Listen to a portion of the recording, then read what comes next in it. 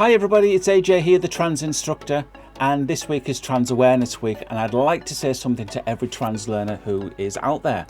Now, you belong in the driving seat just as much as anybody else. Now, learning to drive is scary enough, and when you're trans, there's that extra worry. Will my names be respected? Will my pronouns be used? Will I feel safe in the car? Well, here's the truth.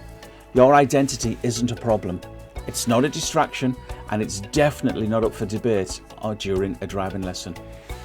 Now, you deserve a space where you can learn without hiding who you are, where you can make mistakes without feeling judged, where you can breathe, focus, and build confidence at your own pace.